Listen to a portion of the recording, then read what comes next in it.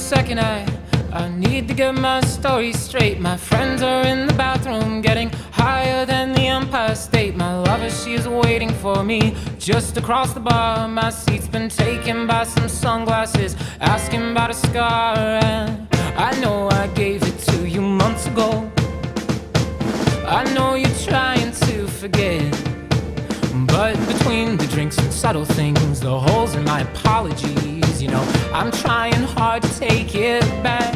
So if by the time the bar closes and you feel like falling down, I'll carry you home tonight.